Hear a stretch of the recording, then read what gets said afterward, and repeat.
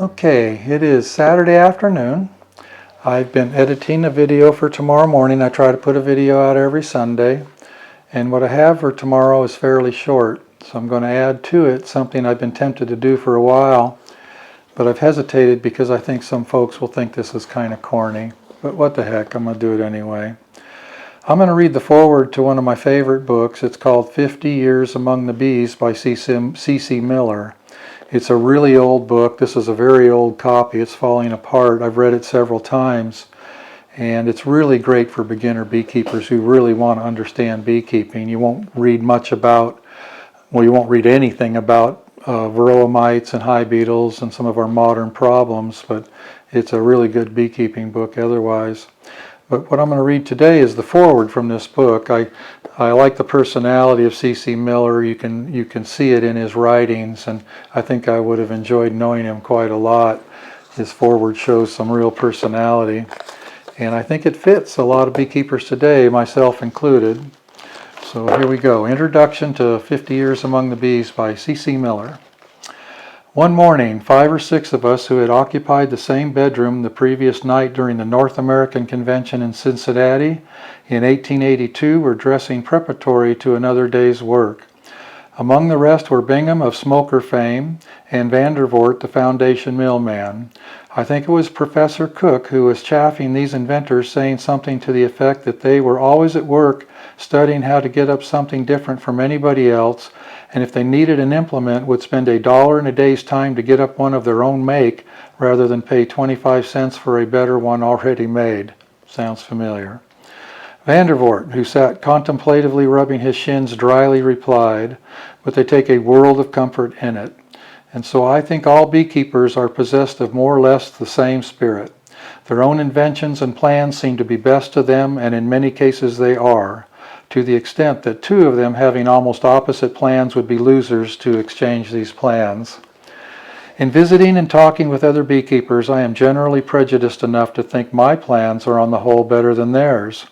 And yet I am always very much interested to know just how they manage, especially as to the little details of common operations, and I occasionally find something so manifestly better than my own way that I am compelled to throw aside my prejudice and adopt their better way.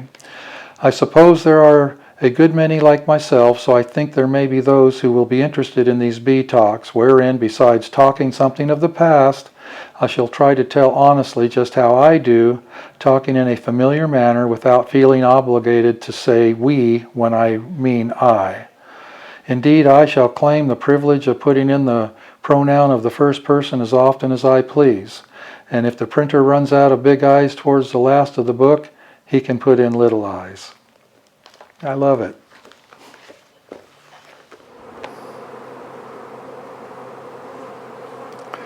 I'm in our cell builder yard today. I'm here by myself. I'm going to set up 9 cell building colonies, and Jesse will be grafting into them tomorrow. Each colony will be getting 4 bars with 15 cells each. That's 60 cells per colony, so it's quite a few cells. This is about our 4th week of grafting for this season. We've made a lot of cells already, and we got a few more weeks to go. This particular batch has a specific purpose besides just making nukes and queens to requeen with. Our friend Shabu Raj is going to come in here in about 2.5 weeks. He's with Two Rivers Honeybees in Tennessee. He's a very good artificial inseminator, and he's agreed to come in here and do some artificial insemination for us.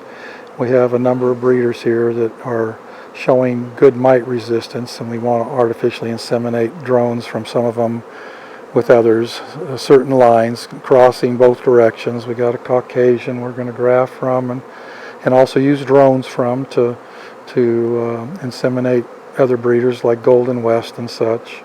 Should be interesting. We're having fun crossing lines this year. I'm not sure I'm going to be in the bee business long enough to see the total fruition of all the work we're doing, but we certainly are having fun playing with it.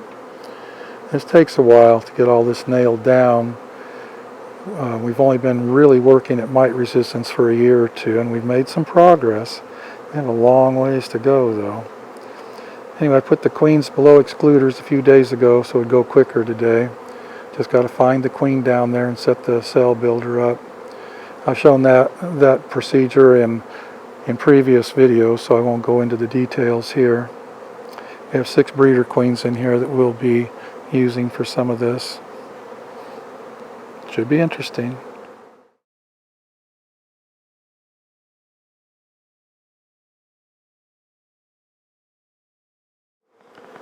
These colonies are making a lot of honey right now. The problem is it's mountain laurel and it's really bad. I've talked about mountain laurel before. It's not only has a horrible flavor, but it's actually toxic and will make you sick if you eat enough of it. So rather than to continue allowing these colonies to make honey, we're nuking them hard. We're taking them down to 2 or 3 frames of brood, and all the honey and the rest of the brood is just going into nuke boxes. And we will catch up with them later. We are putting a nuke over a double screen board that will get a 48-hour-old queen cell tomorrow. That nuke will be used to requeen the lower colony later. It's just late April, so it's quite a ways till sourwood in this location. That 2 or 3 frames of brood in the bottom box with the old queen should be a pretty good single in time to kill the queen and place that nuke on top and requeen it, and it'll become a double deep once more. And again, all the honey and all the extra brood in this situation is just going into nuke boxes. I don't see any point in allowing these bees just to continue to make honey I can't even use when I need nukes. Good yard of bees though.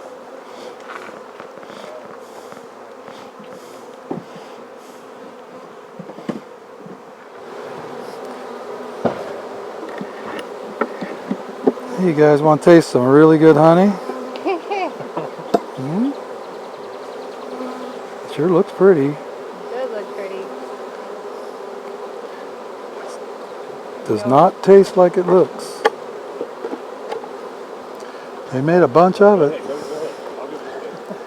That happens in a drought year. Quite often the mountain laurel pours in during a drought year and other things aren't coming in.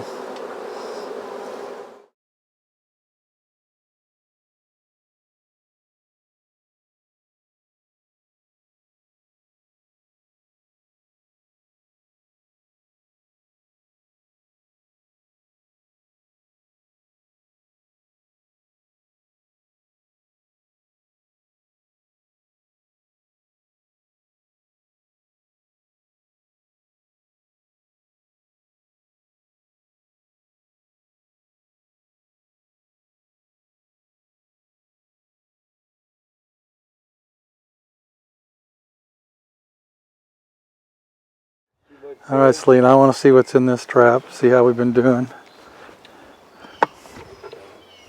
Oh boy. So what do we got? That's definitely a hornet queen right there. Ugly looking thing. Looks like we have Yellow jacket queens? Yellow jacket queens too. You got several of those. Well, I don't have a problem seeing the yellow jacket queens in there. Yeah. It looks like only one hornet queen though, huh? Yeah, I think so. Okay, we are catching them, and we're using grape juice and brown sugar. Half a pint of grape juice and 2 tablespoons of brown sugar, and we are catching a lot of hornet queens and yellow jacket queens and stuff like that. Is there anything at the top of it too? That little cap at the top? Oh yeah, let's point out, I like this trap because we have this little bait station thingy in the top. We just take a piece of paper towel and dip it in the grape juice and put it up there. We just got a bunch of the Vespa traps in. We just became a, I don't know if distributor is the right word. We got a bunch of them. We'll be an outlet for Vespa traps. They don't have that bait station in the top, but Richard Knoll likes them, so they must work well. And we will be showing those soon. Should have brought some out. They're going to show up in all our yards. We're going to probably have 3 to 4 traps in every bee yard. Try to keep this under control. But if anybody's interested, we now have the Vespa brand traps in our store.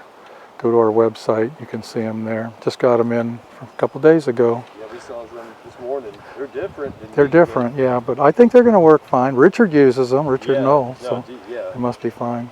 Yeah. Okay, that looks good to me.